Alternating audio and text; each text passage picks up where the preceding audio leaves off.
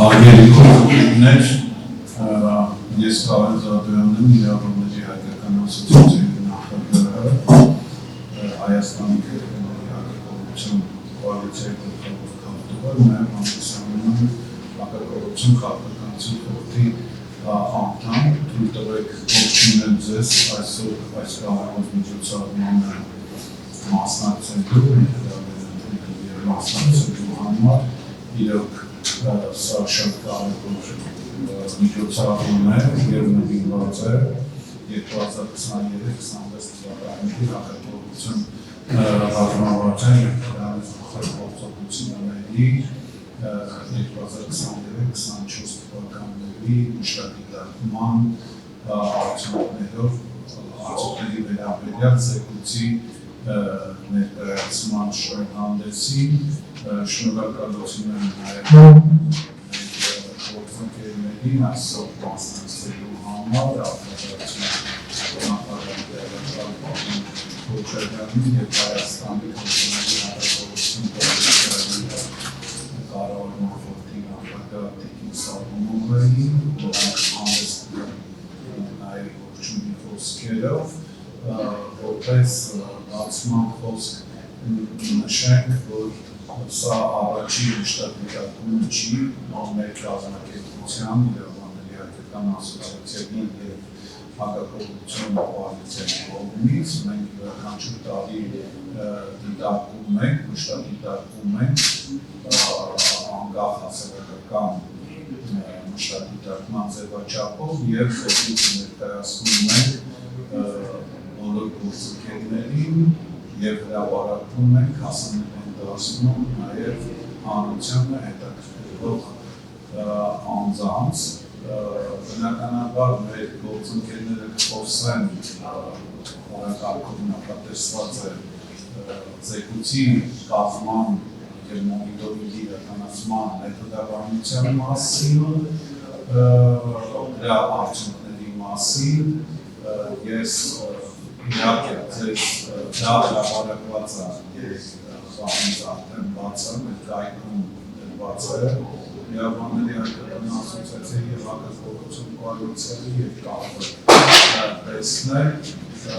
բնականաբար մշտադիտարկման արդյունքներով, այսպես ասեմ, գրանցված արդյունքները այնքան էլ գոհացուցիչ չեն, կատարողական գործողությունների մասով գնահատման մոտ 30%-ան քիչ ավելի բոլոր բաղադրիչներով, իսկ որակական գնահատումները մեթոդաբանությամբ հաստատի գնահատական չի ստացել և այստեղ կա օբյեկտիվ և սուբյեկտիվ պատճառներ, ես կուզեի մենք խոսենք և ավելի գործընկերաբար սրանք դիտարկենք, այսինքն ոչ միայն քննադատաբար, սրանք նայենք, տեսնենք ինչն է սխալ եղել պլանավորման փուլում, ես մի քանի հիմնախնդիրներ կառաջարկեմ, կառանձնացնեմ, որոնց խնդրեմ դուք եք ուշադրություն դարձնել։ Առաջինը ես կարծում եմ, որ մենք հախուռն կերպով շատ ուռճացրեցինք ռազմավարությունը և գործողությունները, ասենք դա իրականում հնարավոր չի ամբողջապես կատարել, դրա համար անցյալ տարի ես արտադրության նախարարությանը ներկայացնի, հիմա էլ Քոչարյան ներկայացնում, որ մենք կարիք ունենք կրկին անցնել ռազմավարության վրայով, կրճատել շատ գործողություններ, թողնել հիմնական գործողությունները, որոնք կարևոր են լինելու։ Եվ կարծում եմ այսօր հետևե ապագա ռազմավարությունը պլանավորելիս ինքը պետք է շատ փոքրիկ հաստատուկ լինի հիմնական շեշտադրումների ուղղությունների մասին։ Ընթացիկ գործողությունների յուրաքանչյուր մարմիններ իրենց պլաններով պետք է կատարեն և պետք չի ազգային մակարդակով ռազմավարության մեջ ընդգրկվեն։ Սա այն հիմնական օբյեկտիվն է, թե ինչու է այսպես ցածր։ Շատ կարևոր է, օրինակ, փոխհամագործակցության խնդիրը, որ մենք տեսնում ենք մարմինների կրթության, կանխարգելման, իրազեկման բուժողում, նաև գործողություն կա, որտեղ տեսնենք գրված է երեք կոռուպցիայի կանխարգելման հանձնաժողով, սակայն հանձնաժողովը իր լիազորությունների շրջանակներում այսպիսի լիազորություն չի ունեցել դա անի։ Այսինքն այդ փող գործակցությունը ի սկզբանե լավ չի կատարվել եւ պետք է սրանք էլ մենք կարծում ենք վերանայել։ Մյուս կարևոր խնդիրը ես ցանկանում եմ ուշադրությունը հրավիրել խորհրդակցական մարմնի հակակոռուպցիոն քաղաքականության խորհրդի գործառույթների եւ աշխատանքների վրա։ Տեսեք 2023 թվականի փետրվարից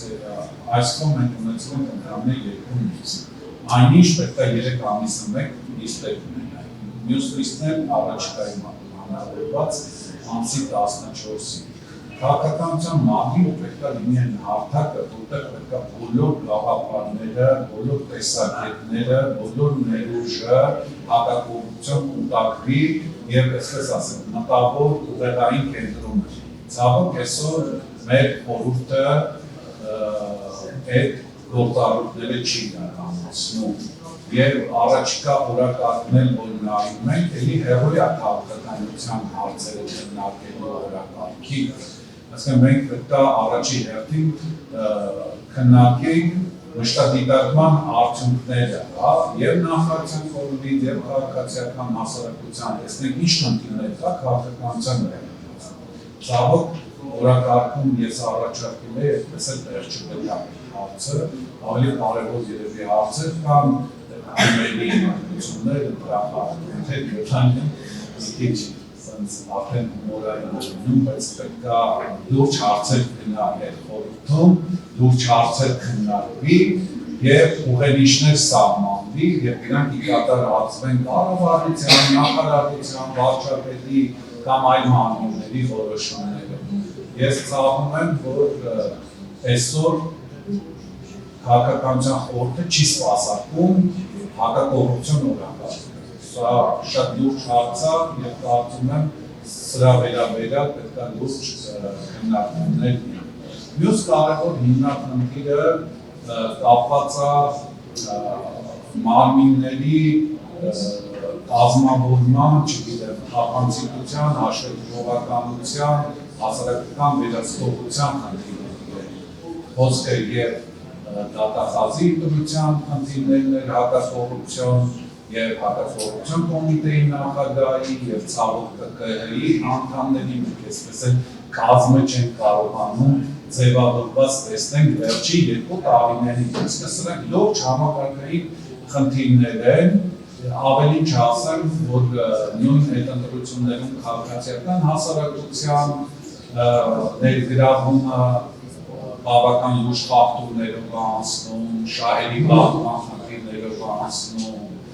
ԿԿՀ-ի դեպքում մենք ունենք հանրային խորհրդի ներգրավում, ի սկզբանե հանեցինք, հիմա ասում ենք հասարակական կազմակերպությունների ներգրավված չեն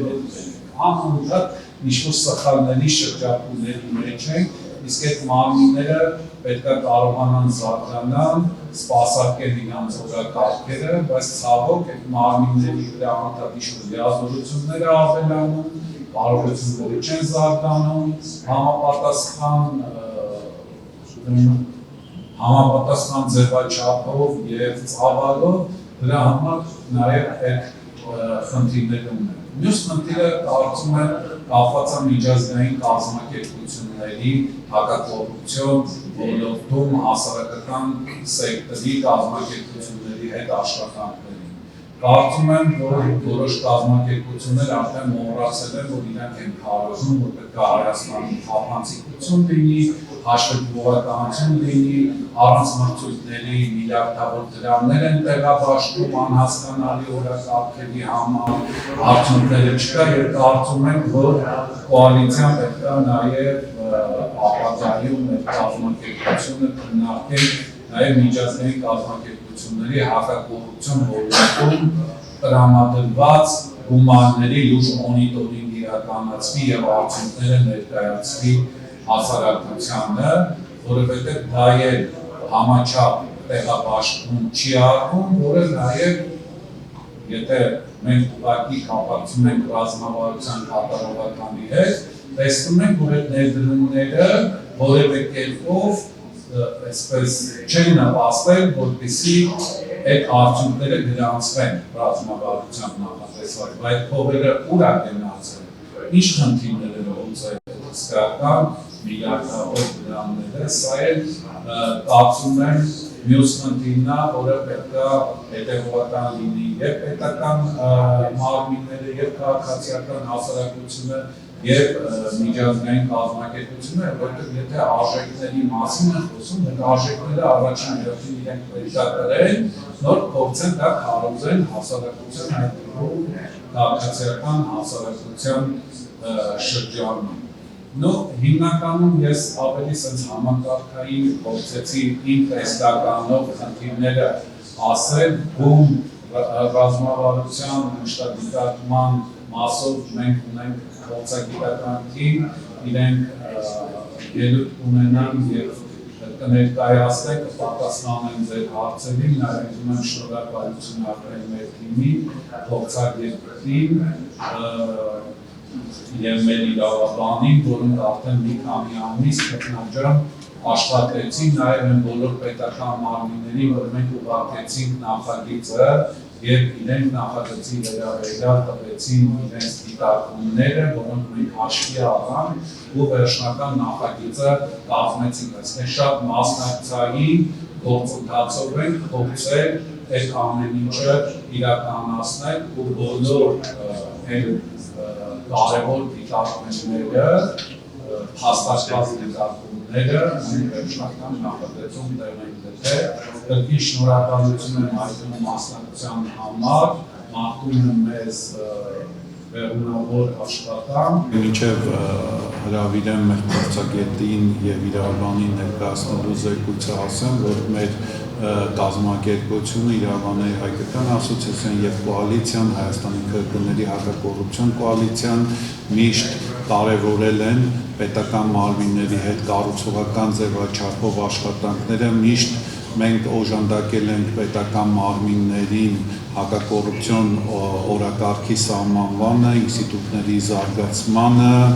նոր ինստիտուտների ներդրմանը, շարունակելու ենք մեր գործը ապագայում եւ կարծում ենք միայն միասնական ջանքերի շնորհիվ է հնարավոր մեր երկրում արդյունքներ գրանցել։ Իրոք